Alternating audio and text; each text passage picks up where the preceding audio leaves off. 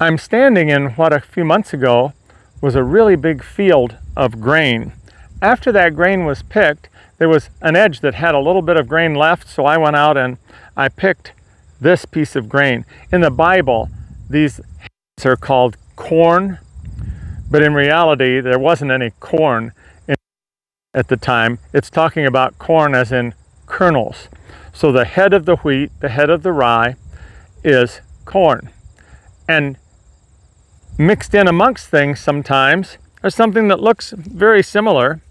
This is grass. It has no value as far as being harvested for food. Doesn't mean that it's totally valueless, as animals love to graze on grass. But as you see, they can look very similar, and when they're planted, when the wheat is planted or the rye is planted, that grain comes up and it looks very similar to grass to begin with. In the Bible, it talks about tares. Jesus told a parable about a type of plant. Some people think it was a darnel, but it was some type of worthless plant that could be sown amongst valuable grain, and that worthless plant would become entwined with the roots of the grain, and so you couldn't, once it comes up, tear out the worthless grass, the worthless plant. You'd also pull up the roots of the grain. And so in Jesus' parable, he said, just let everything just grow up together, and in the end, in the harvest, we'll sort everything out. That's kind of the way it is in the world today. I hate to call anybody worthless, but there are people who are evil, people who are wicked, people who even in the church of God exist and seem to have nothing more to do other than tear their church down, gossip about people, and hurt others just to lift themselves up. They're spread throughout churches, they're planted there, they're rooted there, and at the same point in time, God's not going to just take them out. He's going to wait until a harvest that's coming, because there is a great harvest coming. Jesus is going to return. The angels are going to gather his children out of this world.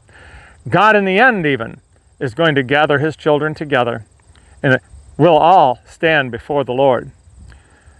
Those of us who believe that Jesus died on the cross and is risen from the dead, have faith in him, and have received salvation, the gift of life, through faith in his sacrificial death, will stand before the judgment seat of Christ.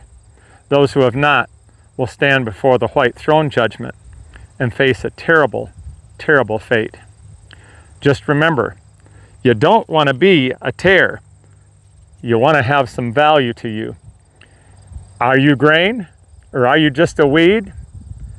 I think you'd probably know the difference, even in your own lives. Here in this field, it's not a grain field anymore. This field is now a beautiful field of sunflowers.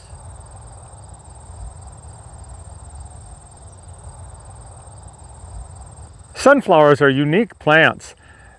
When they're young and they first open, their heads actually have a tendency to be able to follow the sun as it moves through the sky. But as they grow older, they end up facing east.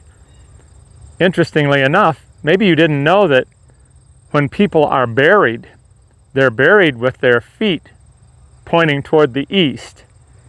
The east is an area toward which many different groups pray.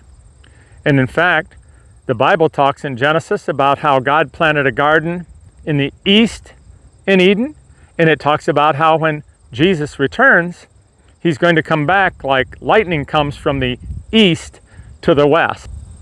Looking towards the sun, we look toward the Son of God and his return to gather together the wheat out of the tares.